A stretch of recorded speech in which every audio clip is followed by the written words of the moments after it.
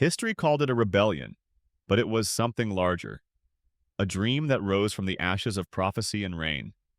A man who stood between two worlds and defied both. What would you have done if your home, your spirit, your land were being erased line by line? The river breathed in the dark, slow, cold, heavy with mist. The Wabash wound through the heart of the frontier, its surface silver under a thin skin of ice. Trees leaned toward it like mourners, their bare branches rattling in the wind. The year was 1811, and the land itself seemed to wait for something it could not name. Smoke from 100 lodges rose above Prophetstown, curling into the frozen air, carrying the scent of cedar and damp earth. The night glowed orange and white, alive with firelight and breath. Tenskwatawa stood at the center of the sacred circle, the prophet of the Shawnee, his face painted in ash and ochre. The people believed he had once died and returned, his eyes opened by the Great Spirit to see beyond the living world. Now those eyes shone with fevered conviction. He threw a handful of ground cedar into the flames. The sparks leapt high, scattering across the faces of his people like falling stars. "The ground remembers," he said. "The rivers remember. The wind carries the cries of all we have lost. The Great Spirit rises again, and the earth will be made new." Women swayed and chanted. Warriors gripped their spears and tomahawks, the fire's glow flickering along their blades. Children huddled close to their mothers, wide-eyed, feeling something vast stirring in the dark beyond the light. The smoke rose higher, twisting into the night like a living thing. Across the frozen fields, beyond the reach of the drums, came another sound, the heavy rhythm of marching boots. Men in blue coats advanced through the wilderness, their breaths clouding in the cold. Their commander, Governor William Henry Harrison, rode at the front. His horse's hooves struck the ground like a clock counting down. In his pocket lay an order from Washington, a sentence written without mercy: Prophetstown must be destroyed. The soldiers moved without speaking, their faces, hard eyes glancing toward the black wall of trees. Some thought they saw movement among the trunk's shapes that slipped between shadows. Wolves followed them for miles, their eyes burning like coals at the edge of the torchlight. When the howling began, the youngest recruits crossed themselves, whispering that the forest itself was alive. Prophetstown pulsed with music and prophecy. The drums beat faster. The prophet's followers painted their bodies with clay and ash. They sang to the fire, to the river, to the wind. "Tomorrow," Tenskwatawa cried, "the serpent will come. But the Great Spirit walks beside us. Their bullets will turn to dust." The crowd roared its faith back at him. Hope rose and tangled with smoke. Around the circle, the elders nodded. They had waited generations for a man who could make the tribes one again. In the south, Tecumseh rode through forest and floodplain, his horse lathered with foam, his words sharper than any blade. He spoke to the Creek, the Choctaw, the Chickasaw, to every council that would listen. "Once our grandfathers hunted where the sun rises," he said. "Now the white man draws lines on our rivers and says, 'This is yours and no farther.' The earth cannot be sold because the earth does not belong to men." His voice traveled from fire to fire, carried by messengers and rumor alike. Some chiefs turned away, others joined. But everywhere he went, the idea spread, a single nation of all tribes, bound not by blood, but by the land itself. The prophet watched the fire and felt his brother's absence like a wound. He believed he could hold the dream until Tecumseh returned. He stared into the flames until he saw visions, blue coats marching through fog, muskets flashing blood, soaking the snow. He smiled through the smoke. "They come," he whispered. "Let them." Harrison's column reached the valley near the river's bend. The soldiers saw faint lights flickering through the mist. They thought they were campfires, they were not. It was the reflection of the prophet's flame dancing on the Wabash. They set up camp less than a mile away. The night deepened around them, heavy and unnatural. A dense fog crept from the river and swallowed the camp. Men woke from uneasy sleep, claiming they heard drums where no drums could be. Some swore they saw faces in the mist, painted, watching, motionless. In Prophetstown, the warriors gathered at the edge of the woods, their bodies slick with paint, their breath steaming in the cold. They believed what the prophet had told them, that no bullet could harm a man chosen by the Great Spirit. Before dawn, he lifted his hands over them. "Strike first," he said. "Drive them from the earth." They slipped into the fog like ghosts, their feet soundless on the frozen ground. When the first shot split the silence, the world convulsed. The forest exploded with musket fire and smoke. Horses screamed. Men fell into mud that froze beneath them. Gunpowder thickened the air until the sun disappeared. Through the chaos, the prophet's voice rose above the screams, shouting, singing, promising deliverance that never came. The fighting raged until daylight. When the fog finally lifted, Prophetstown was burning. Flames devoured the lodges and leapt into the trees. Arrows hissed and died in the fire. The river boiled with reflection. Harrison watched the destruction from his saddle. "Let nothing remain," he said. His men obeyed. They toppled totems, scattered sacred stones, cut down every lodge still standing. The air smelled of pitch and flesh. By dusk, only smoke and silence remained. The prophet stumbled among the ruins, his chants broken, his followers gone. The drums had stopped, but in his ears they still beat faint, distant, like a heart refusing to die. Days later, Tecumseh returned. He rode through the ashes, his horse stepping over the blackened remains of the dream he had built. He dismounted, knelt, and lifted a handful of burned soil. "Brother," he said, "you have destroyed our house." The words fell like stones, but as he opened his hand, a spark glowed in the ash, a single ember refusing to fade. He closed his fist around it. The fire would live again, though the cost would be everything. The Wabash carried the smoke away, winding north toward the Great Lakes. The wind spread it across the plains, through forests, into the high valleys where no white man had yet walked. The earth had seen blood before, but never like this. And the name Tecumseh began to move with that smoke, whispered from camp to camp, across hundreds of miles like a prophecy reborn. Long after the flames died, the land kept the memory. Travelers who followed the river at night said they could still see a faint red shimmer on the water, as if the fire had sunk beneath the surface waiting. When thunder rolled over the plains, the old ones said it was Tecumseh's spirit riding again, calling the nations to rise. The Americans called it victory. The Shawnee called it the first wound. But the land called it something else, the beginning of remembrance. The forest closed over the ruins. Grass grew through the ashes. The drums fell silent, but their rhythm lingered in the soil and the water, in the breath of every wind that passed through the valley. Prophetstown was gone, yet its story refused to die. Somewhere beyond the reach of sight, the ember waited, small, stubborn, alive. The night returned to stillness. The Wabash flowed on, carrying the memory of that fire toward the unknown.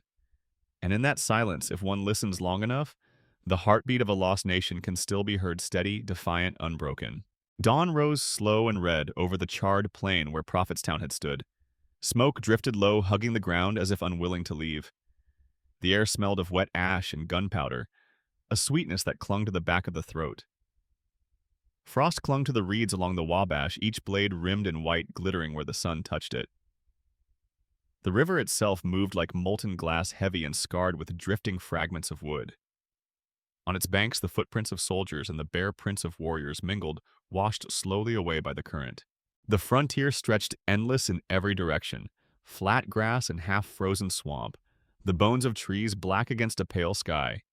To the east lay the scattered settlements of Indiana Territory, rough-hewn cabins, fields hacked from forest smoke, curling from chimneys built of mud.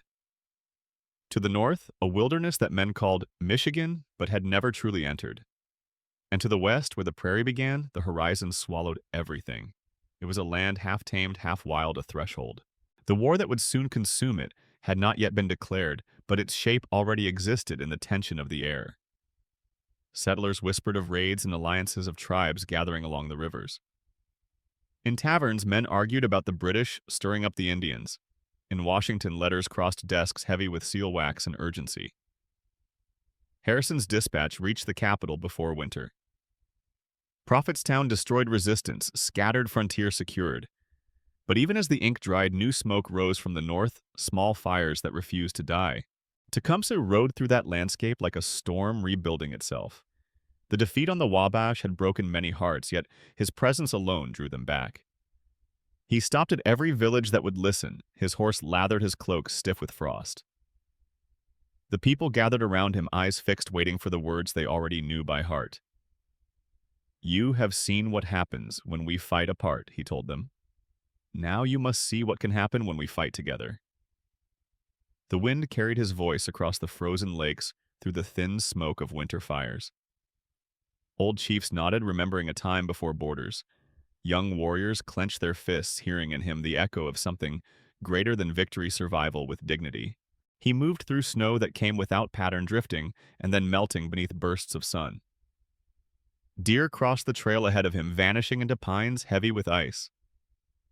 Sometimes he rode alone for days, guided by instinct and river.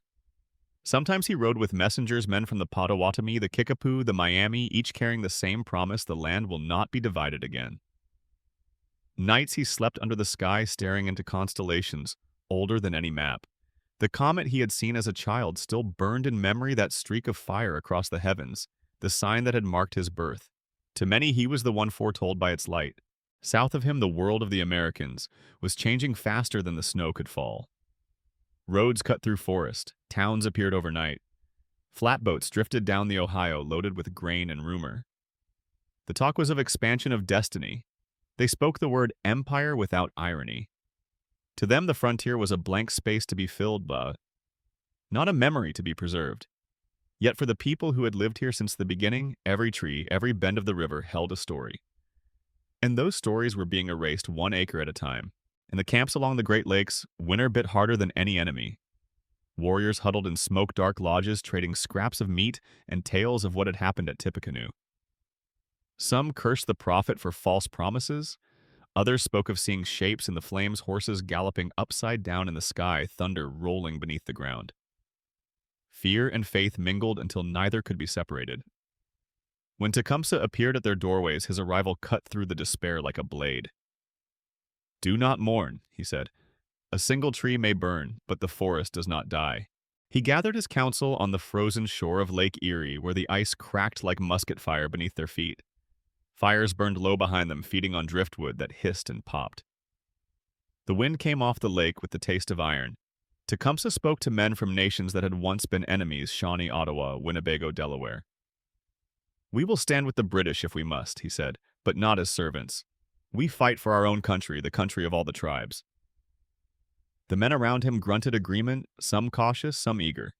Above them, the sky cleared, stars flickering cold as flint. Across that same lake in Detroit, British officers read his name in reports. They called him the Indian General. They had seen his discipline, his ability to command without fear or confusion. To them, he was an ally useful for his warriors. To his people, he was something far larger. The living proof that unity could still exist. Between them stood an understanding built not on trust, but on necessity.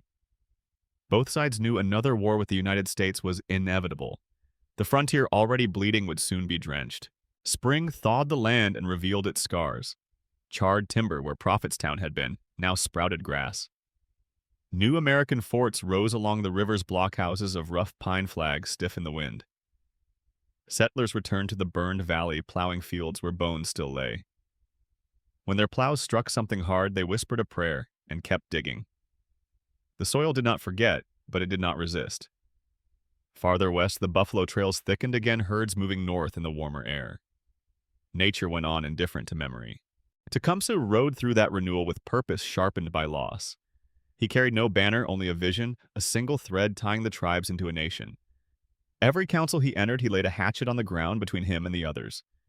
"I will bury this when the land is free," he said. "Not before." He spoke of the whites' hunger for earth, of their endless lines and measures, of the way they fence the spirit as they fence the fields. "They have a God who divides," he said, "but ours unites. Their God draws borders, ours draws breath." The days grew longer, the rivers swollen with meltwater. Along the Mississippi, word spread that war had come again between Britain and the United States. To the settlers, it was a distant conflict. To Tecumseh, it was the chance he had waited for, a fire in which a new Confederacy might be forged. He rode north to meet the British at Amherstburg, where the Detroit River widened toward the lake. The fort smelled of tar salt and hope. Redcoats drilled in the yard while Shawnee warriors watched from the tree line. When Tecumseh entered the British commander's tent, men stepped aside without speaking. The commander, Major General Isaac Brock, rose to greet him. They studied each other, the general in his scarlet coat, the warrior in deerskin and silver armbands. No translator was needed. Understanding passed between them like current. "We have the same enemy," Brock said. Tecumseh nodded. "Then we share the same road." Outside, thunder rolled across the river, though the sky was clear. Some said it was an omen. Others said it was simply spring breaking the ice apart. In the language of the frontier, there was little difference. Southward, Harrison rebuilt his army. He told his men that Prophetstown's destruction had broken the tribes, that Tecumseh was finished.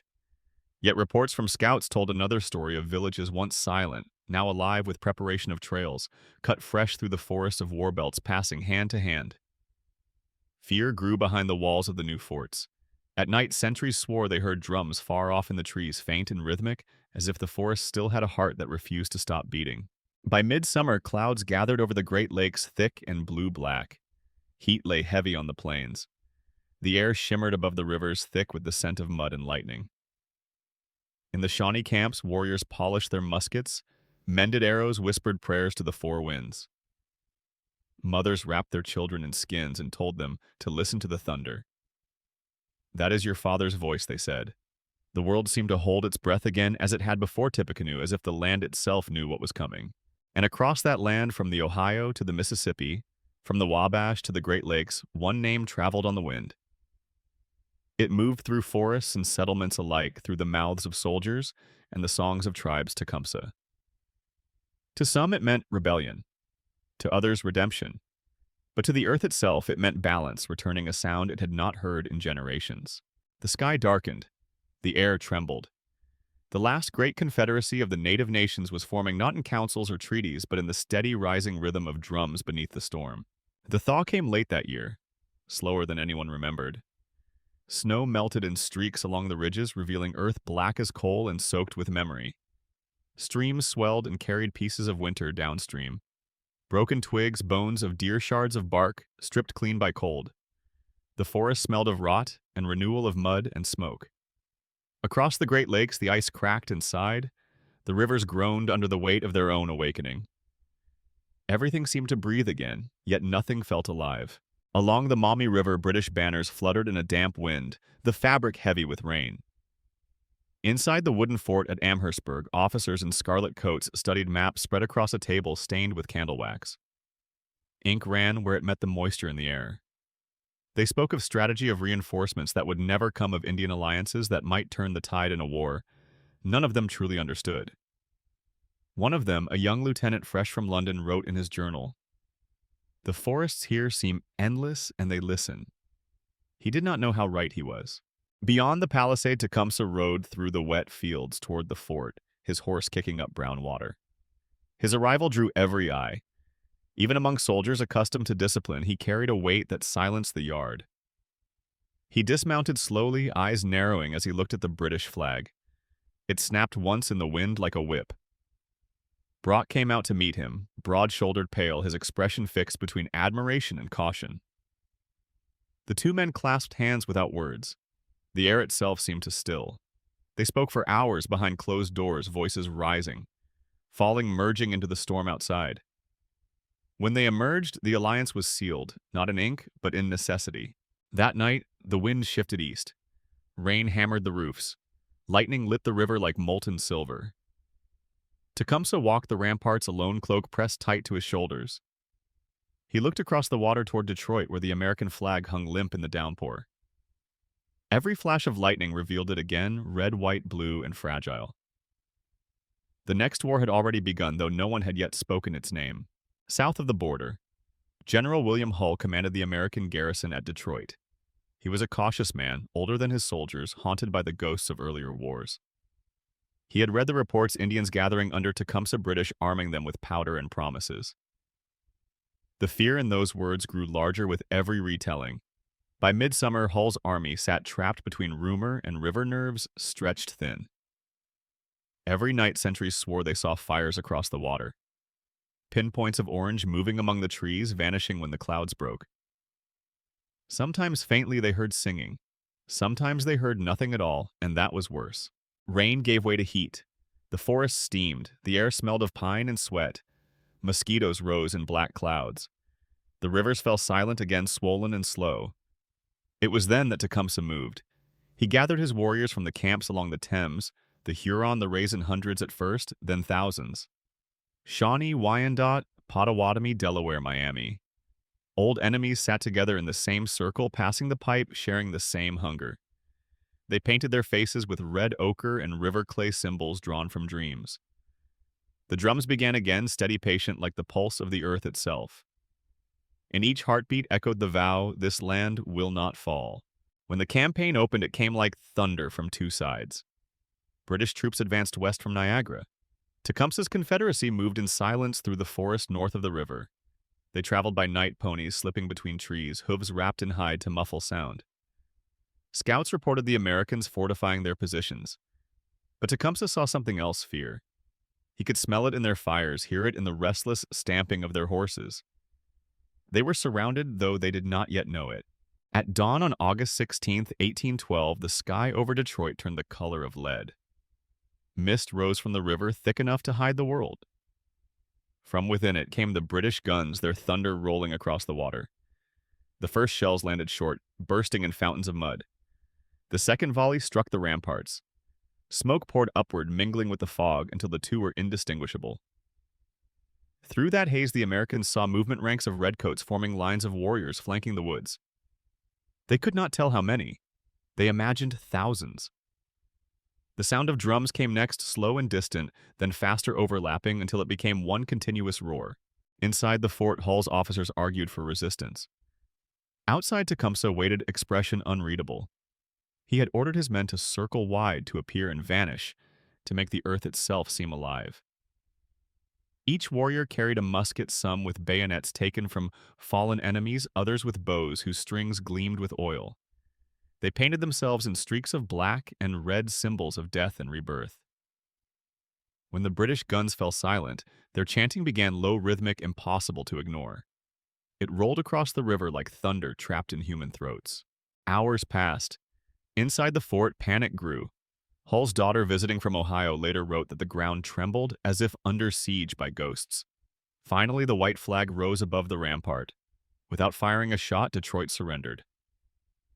Tecumseh rode through the gate beside Brock, his warriors moving behind him in disciplined silence. British drummers beat a slow march. The captured soldiers laid down their arms. No blood spilled, only pride. The victory was complete, unbelievable. Yet even in triumph, Tecumseh felt the tremor of something distant, the knowledge that this was only a reprieve. The Americans would come again, stronger, angrier, more determined. The Confederacy he had built stood on fragile ground, tribes weary of war, allies whose promises shifted like the wind. Still, for that moment, the impossible had happened, an empire humbled by unity. In the villages along the Thames, the news spread faster than the river could carry it. Fires burned through the night. Women danced with torches, their shadows leaping across bark lodges. Children laughed, repeating the name they had learned to speak in reverence to Tecumseh. Among the elders, some whispered that the comet would return, that the Great Spirit had honored his chosen son. Others warned that light so bright could not last. But none denied what had been done. For the first time in generations, the land itself seemed to breathe easier. Autumn crept back across the plains, painting the forests in gold and scarlet. Along the riverbanks, geese rose in flocks that blotted out the sun. The warriors hunted, feasted, sang. Yet beneath the celebration ran a quiet unease, the knowledge that winter would bring reckoning. Tecumseh rode often alone now, following the river to where it vanished into marsh and mist. He thought of Prophetstown, of his brother's fire, and the ashes that had started it all. He wondered if the Great Spirit forgave or merely watched. When frost returned, the British summoned him again. Plans for the next campaign filled the air like smoke, talk of invasion, of pushing into Ohio, of breaking the American line before spring. Tecumseh listened, his gaze distant. "You fight for land that is not yours," he said softly. "I fight for land that is not mine to sell." The officer beside him frowned, not understanding. Tecumseh smiled without warmth. "We will fight together," he said, "but we will die for different reasons." The sky that winter carried a strange light, pale, flickering like distant fire reflected in ice. Hunters said it was a sign. The rivers froze solid, the trees cracked with cold. Camps huddled close breath, turning to frost inside the lodges. Still, the drums continued, muffled under hides, steady as a heartbeat. The people would not let them stop. They said as long as the rhythm endured, the Confederacy lived. Far to the south, the Americans rebuilt. New regiments marched west, muskets shining, banners fresh. Politicians spoke of revenge. Mapmakers redrew the borders as if victory were already certain. They called Tecumseh a savage, a fanatic, a phantom. Yet in the night, when the wind rose from the north, even their scouts swore they heard the echo of drums beyond the trees, a sound that no winter could silence. And somewhere between those two worlds, the empire expanding and the nations enduring. Tecumseh stood caught between dream and duty, between the fire that had birthed him and the storm that was coming. The land held its breath again, waiting for the moment when history would tip once more toward flame. The winter broke with a violence that startled even the old ones. It did not melt, it shattered. Sheets of ice cracked open across the rivers, echoing like gunfire through the valleys. Water surged over the banks, carrying branches, carcasses, fragments of canoes long abandoned. The forests wept. The earth bled mud. The thaw brought sound back to the world, the creak of trees, the cry of hawks, the groan of a continent waking from restless sleep. And within that noise came the sound of men preparing for what none of them could undo.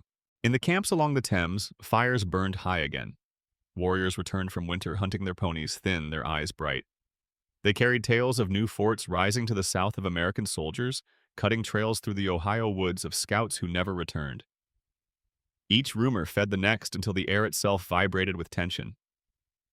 Tecumseh listened silent, his breath hanging like smoke before him. He felt the old rhythm returning, the pulse that came before every storm. The earth was circling toward fire again. The British called him to council. Inside a timbered cabin at Amherstburg, maps once more covered the tables. Officers argued over routes and rations, over how many men could be spared to hold the line at Detroit. Tecumseh stood apart, arms crossed, gaze fixed on the flickering lamp. The room smelled of ink and damp wool, of fear disguised as confidence. Finally he spoke. "You speak of lines on paper," he said, "but the land does not know your lines. The rivers do not stop because you have written them so. You wish to hold Detroit. I wish to hold the earth itself. Which of us fights for more? The silence that followed was its own kind of treaty. Outside, the air carried the taste of rain. Clouds gathered low and heavy, pressing the horizon flat. The wind came from the west, smelling of thunder. Across the river, American drums answered British drums, each side calling to the other without words. Between them, the water churned dark and cold. The border was not a line, it was a living thing, breathing, waiting to choose. In the Shawnee camp that night, the warriors sharpened their blades by the fire. Sparks jumped into the rain. Women ground corn, the stone rhythm steady beneath the rumble of distant guns. Children slept wrapped in skins, their faces calm, unaware that the grown world around them was about to tear itself open. Tecumseh walked through the camp without speaking.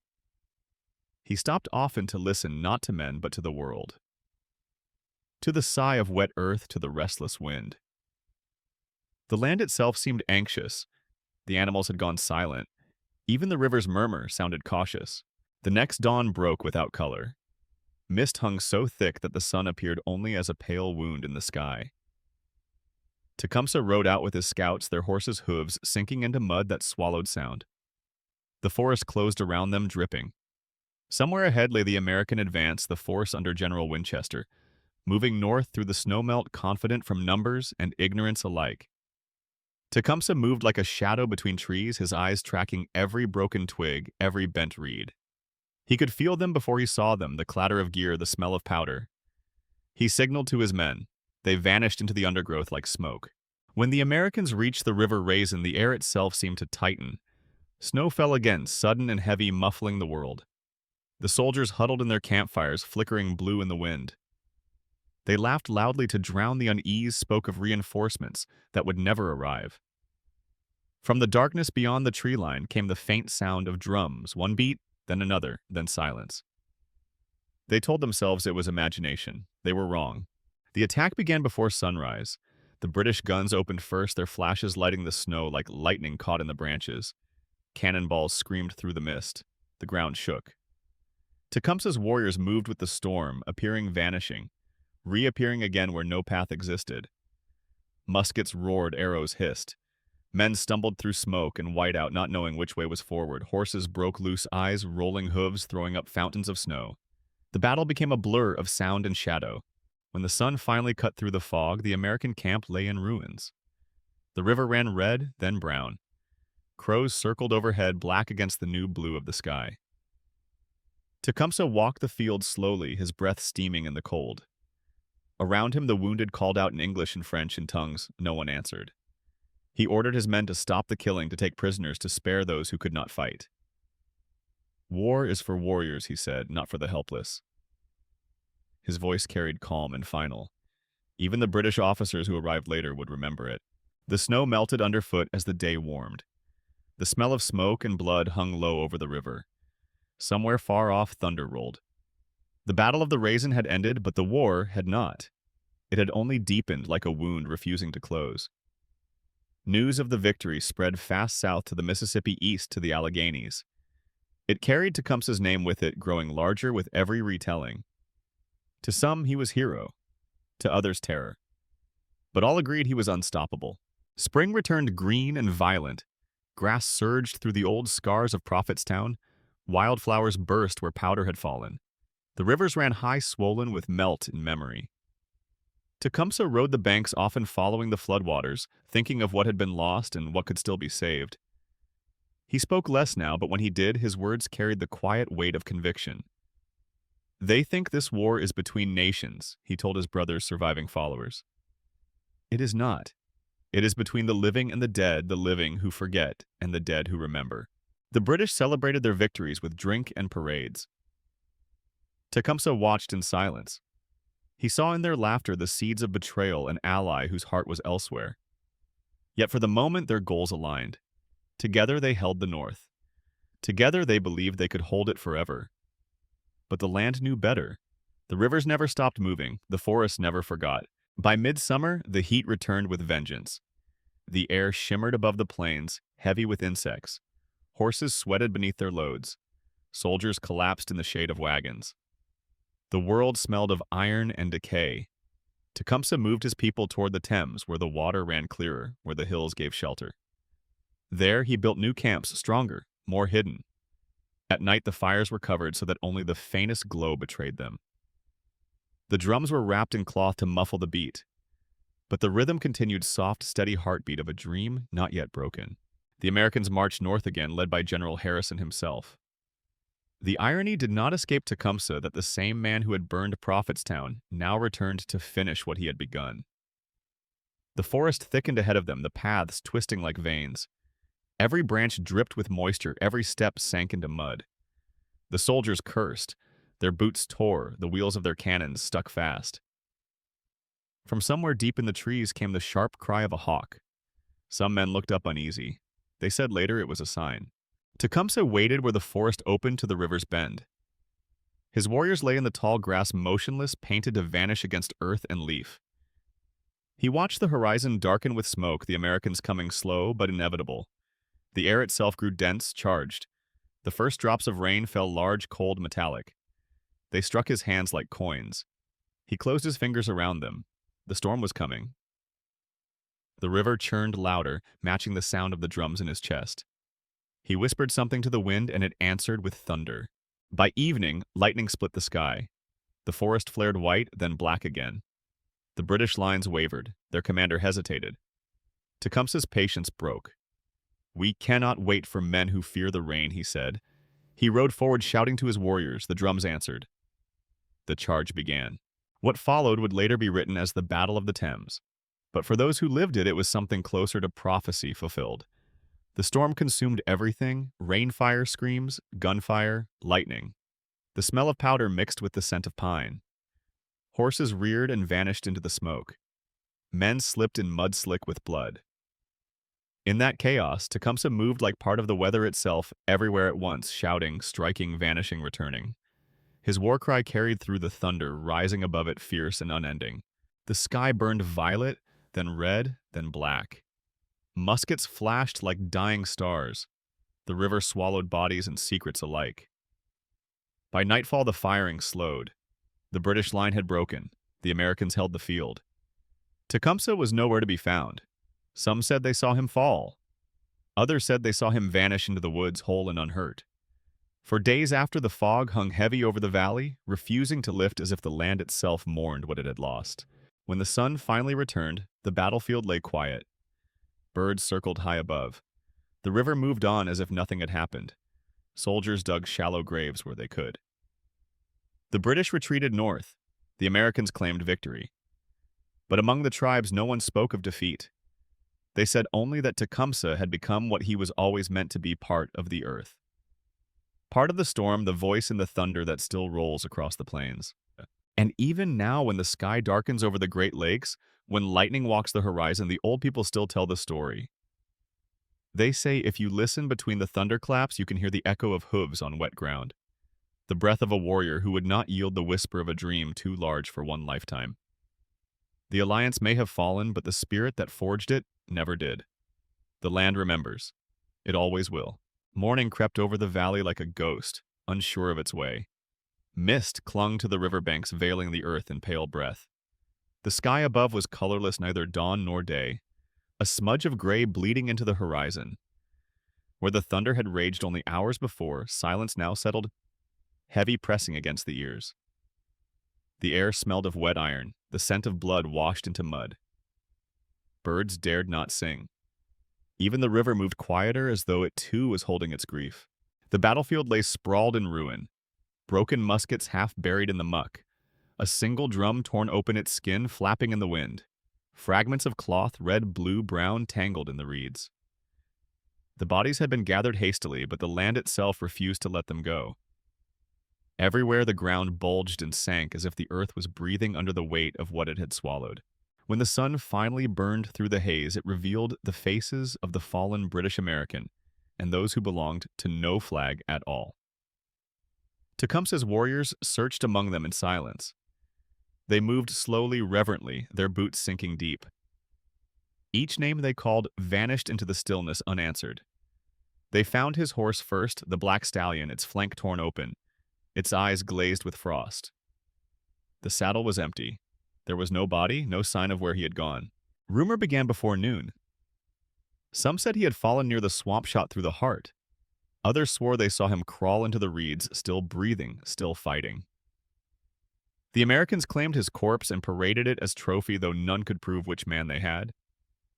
The British denied seeing him at all. His people said nothing. They whispered instead that he had risen into the storm itself, that the thunder was his heartbeat still echoing, and that uncertainty myth was born. The British retreated north, weary and broken. The Americans held the ground they had won, calling it victory. But the land told another story. In the days that followed, every storm over the Thames carried lightning that struck the same ridge again and again, as if the sky itself could not forget. Trees split and burned from within, standing black against the horizon long after the fires went out. Hunters found animals dead without wound or sign of struggle, lying in circles as though they had simply decided to stop. The soldiers called it coincidence. The Shawnee called it memory made visible. Winter came early that year, sweeping down before the leaves had fallen. The wind howled through the broken forest, carrying the smell of ash from fields still scorched. Snow covered the graves in a single white shroud. For the first time in generations, no war drums echoed across the Great Lakes. The alliance that Tecumseh had forged, the dream of a nation of nations, dissolved into the cold like smoke into night. Yet in every campfire that survived the frost, his name returned in whispers. In the Wyandot villages, mothers told their children that the great panther who crossed the sky would one day return when the rivers ran red again. Among the Potawatomi, they said the northern lights were his spirit, walking each flare of green and gold a step he took across the heavens. The Delaware told of a voice that spoke from thunder, guiding lost hunters home.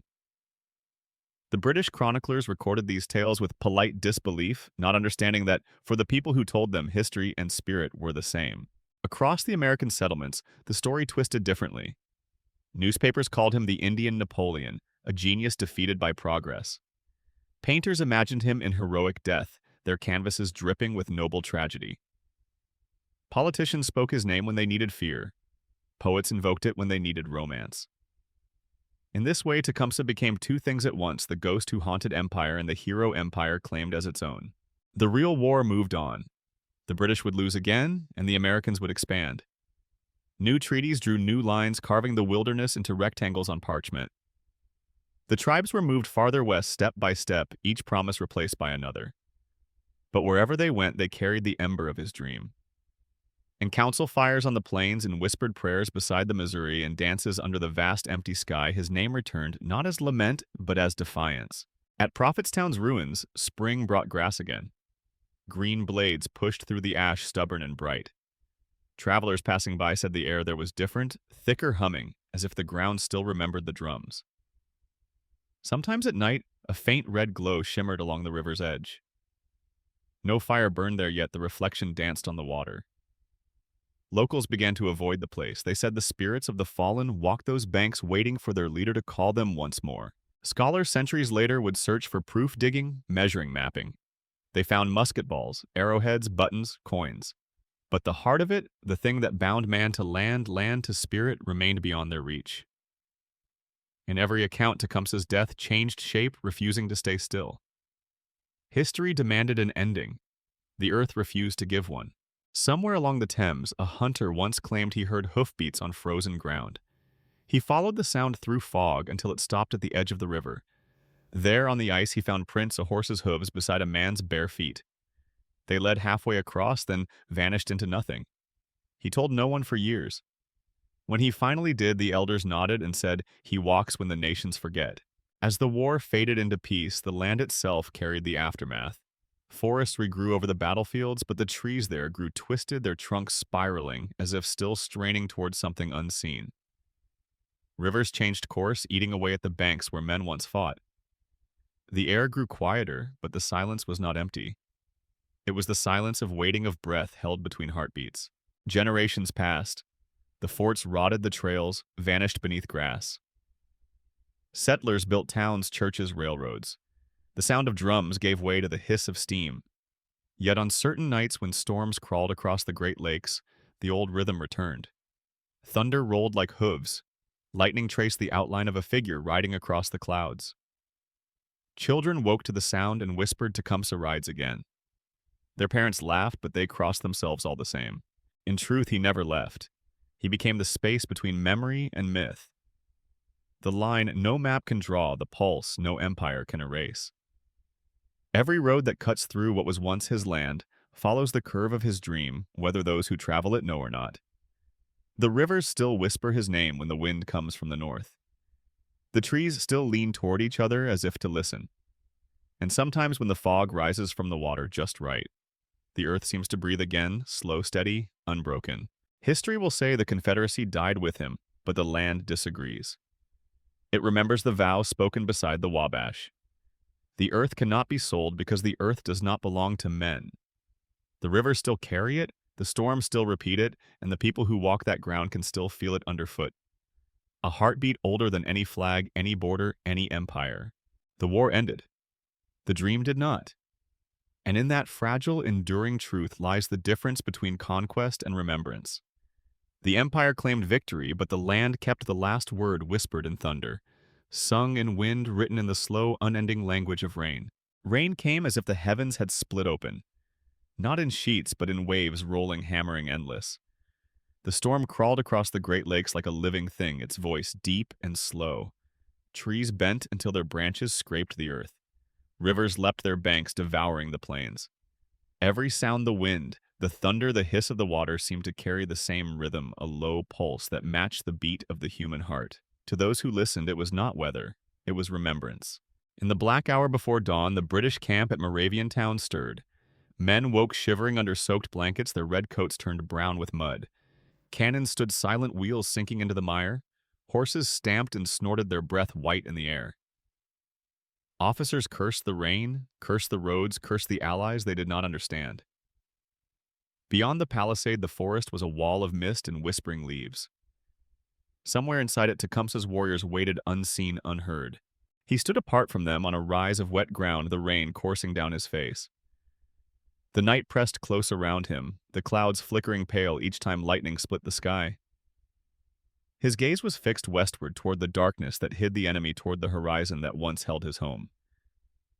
For a moment he closed his eyes, listening. Not to the men behind him or the soldiers in front of him, but to the land itself.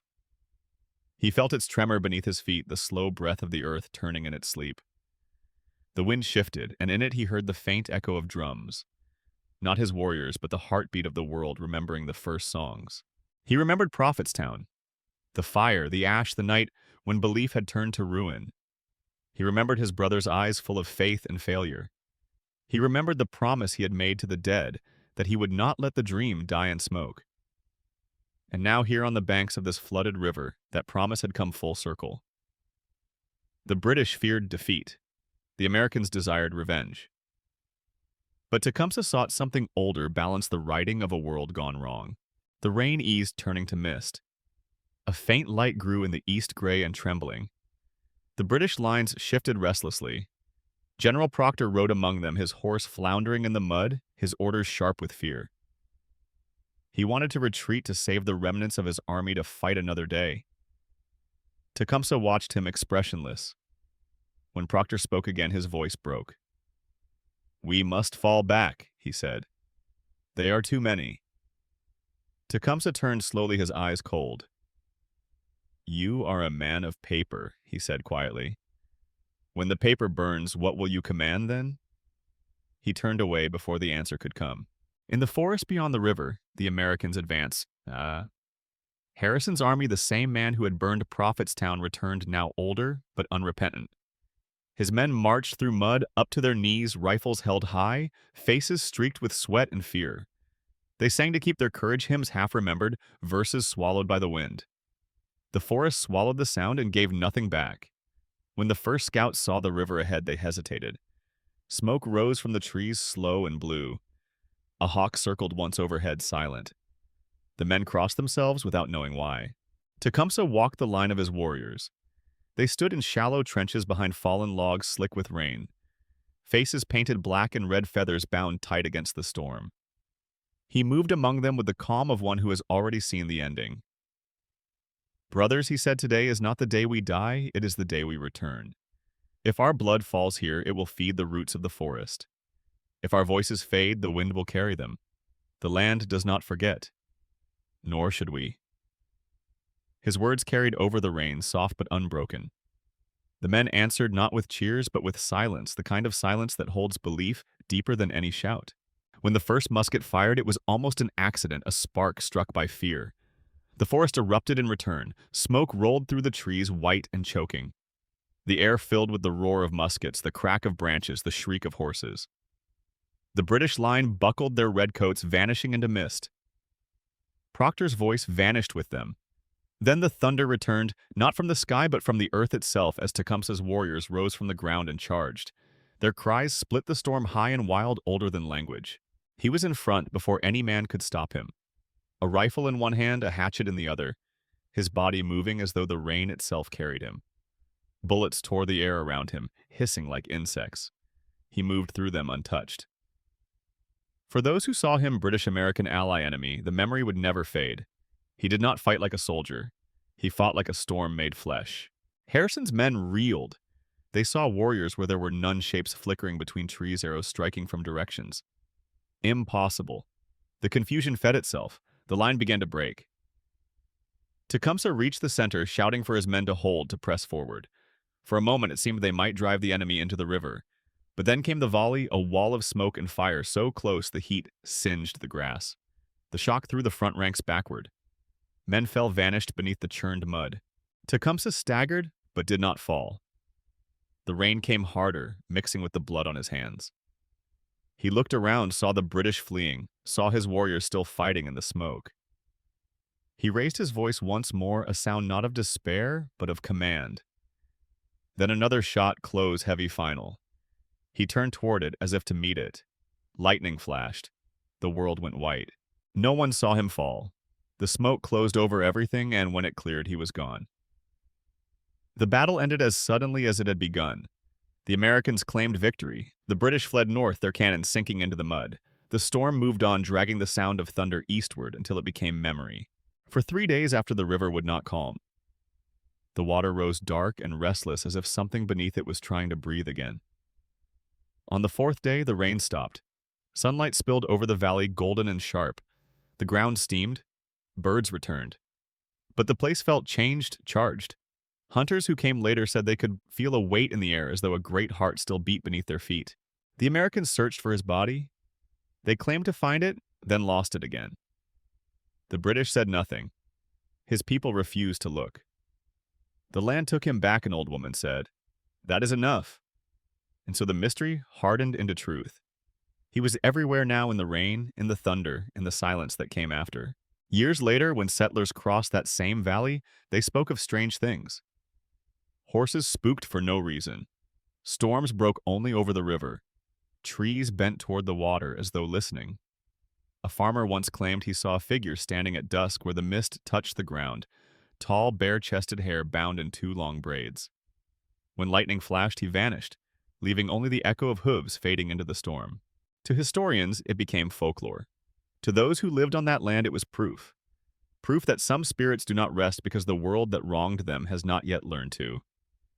Proof that the dream of a single people bound by earth and sky could not be buried in mud. The storm that began on the Wabash had crossed an entire generation. It had burned towns, shaken empires, redrawn maps.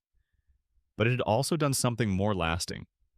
It had reminded the world that resistance could take the shape of a man, then the shape of a legend, then the shape of the weather itself. Empires fade. Rivers change their course. But the thunder over the Great Lakes still carries his name, syllable by syllable, rolled by wind and rain, until it becomes a song no one remembers learning, but everyone somehow knows. And somewhere, when lightning strikes the horizon and the sky glows white, the earth still answers not with words, but with the low, steady drum of rain. The sound that began everything. The sound that refuses to end. This will not be a mere ending. It will be an echo.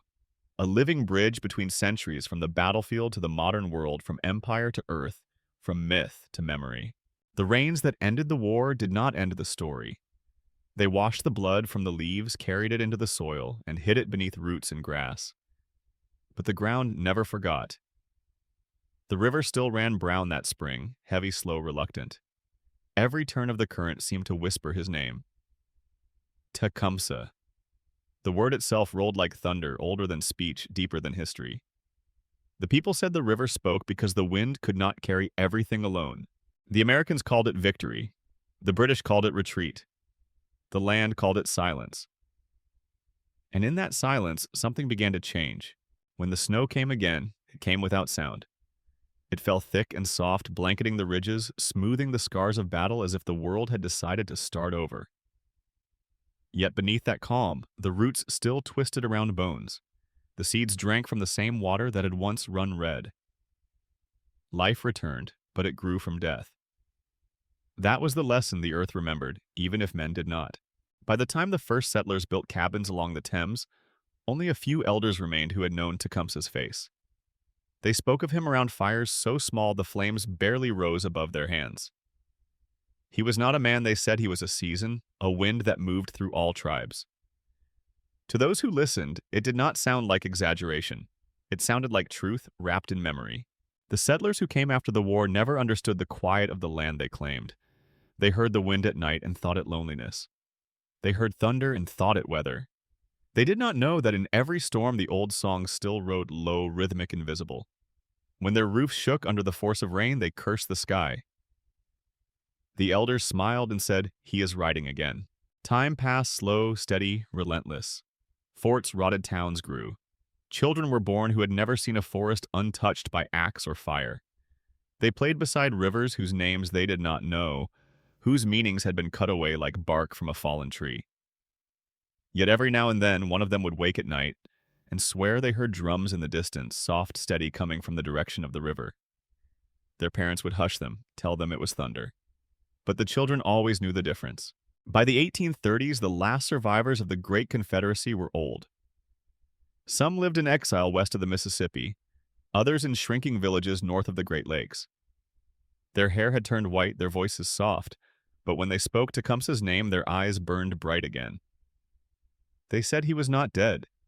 He had simply crossed the horizon. When the world grows sick, one elder said, he will return not on a horse but in a storm. The empire that had once feared him now forgot him. In the new American cities, his name appeared in newspapers, textbooks, and plays, stripped of its meaning, polished for comfort. Painters imagined him in poses borrowed from Rome, draped in cloth instead of buckskin. His gaze noble tamed. They called him the Indian general, the noble savage, the last warrior. They wrote him into history but erased the world he fought for. His story became a mirror in which the conquerors saw only themselves. Yet in the places where he had truly lived, the forests, the rivers, the plains, the memory remained raw and real. Hunters crossing the old trails found carved stones with spiral patterns burned deep by lightning. At night, travelers saw strange fires far off in the trees, faint blue flames that danced without smoke or heat. They said it was his spirit leading the lost. When storms came from the west, the lightning struck the same ridges again and again, tracing invisible roads in the air.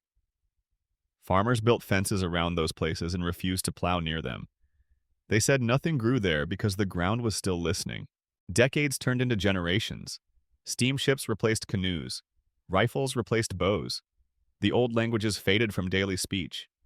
But during great storms, the kind that rolled for days that made windows shake and rivers flood, the elders still gathered in silence. They would light one small fire and sprinkle tobacco into the flames. The smoke rose straight up even when the wind howled. "He passes," they would whisper. "Do not speak until he is gone." And sometimes when the thunder was near, they said the world spoke back. The sound was not in the air, it was in the bones. The voice that had once called the tribes together now called to the land itself. A voice beyond language, beyond empire. By the turn of the 20th century, the old trails were gone. Railways cut through the forests, bridges crossed the rivers. Men no longer looked up when the sky darkened. They looked for shelter, for timetables, for reason. Yet lightning still favored the same ridges. Pilots flying over the Great Lakes at night told of strange flickers below, shapes and clouds that moved against the wind. They reported it in logbooks, noted the coordinates, and moved on. They did not know they were flying over a memory still alive. Historians began to dig. They found musket balls fused into glass by heat, fragments of flint arrowheads melted by lightning. They found a pattern every century, every storm season. The same ridge burned, the same soil turned black. They called it coincidence. The people of the river called it remembrance. Then came the floods. Every few decades, the Thames would rise suddenly, overflowing its banks without warning. The water would sweep away fences, uproot trees, then recede as quickly as it came. When the floodwaters cleared, the ground glittered with artifacts, rusted blades, bone pipes, beads. Each time the newspapers printed the same headline, "Relics of a Lost Tribe Unearthed by Storm." Each time the locals read it in silence, knowing the tribe had never been lost. In the 1950s, a bridge engineer working near Chatham recorded something he could not explain. During a heavy rain, his instruments picked up rhythmic vibrations traveling through the metal beams, too steady for thunder, too slow for machinery. He described it as a heartbeat beneath the storm. The sound stopped the moment the rain ended. He wrote the report, filed it away, and never spoke of it again. Years later, when a maintenance crew worked, the same bridge, lightning struck the central beam 3 times in one night. Each strike left the mark of a feather etched into the steel. They painted over it. The pattern came back, and still the river moved on, winding, patient, eternal. Every drop of rain that fell on those banks became part of its story. Every spark of lightning returned a memory to the air. Every breath of wind carried his name a little farther. Now, 2 centuries later, the world he fought to protect is almost unrecognizable. The forests are smaller, the rivers narrower, the sky dimmed by city light. Yet when storms roll across the Midwest, when the air goes still and the clouds boil black, there is a pause, a hush that falls over everything. Cars stop, birds vanish, the wind changes direction, and then the first thunder comes, deep, slow, deliberate. It sounds less like sky and more like something beneath it, something old waking again. That is when the land remembers him. Not in monuments, not in museums, but in motion, in sound, in the pulse of nature itself. Because Tecumseh's story was never about victory, it was about belonging. He fought not for a flag or a crown, but for the covenant between man and earth, the promise that life should not be measured in acres, but in balance. His Confederacy fell. His people scattered, his body vanished, and yet his idea outlived them all. An idea written not in words, but in wind. The earth cannot be sold because the earth does not belong to men. That sentence, once whispered by fireside, now hums through the soil of a continent. It rises in the cries of those who still fight for rivers and forests, who still refuse the ownership of life. Every protest camp, every blockade, every chant that begins with, "We are still here," carries his ghost within it. The camera drifts higher now over the water, over the trees, over centuries. The sky burns gold where the sun touches the lakes. A line of storm clouds glows crimson in the distance, moving east like a slow-breathing creature. The wind bends the reeds in perfect rhythm. The thunder returns, not angry, not violent, but certain. As the light fades, the voice returns low, calm, timeless. Empires rise and call it destiny. Men draw borders and call it order. But the land calls it memory. And memory never dies. The camera glides over the surface of the river, smooth now, endless silver. Somewhere beneath it, the reflection of a rider flickers brief, almost invisible, a figure of smoke and rain galloping toward the horizon. No trail, no shadow, only movement. And then, silence. The kind of silence that feels alive. The kind of silence that listens back. The credits could roll there, but the story doesn't end. Because every time thunder rolls over the Great Lakes, every time rain falls on the ashes of Prophetstown, every time a child stops to watch lightning crawl across the sky, Tecumseh rides again. Not in legend, not in dream, but in the living breath of the world he fought to keep free. They said he was defeated, but the wind that moves through these valleys still carries his rhythm. Some stories never end, they just learn new ways to breathe. What part of this story will stay with you tonight?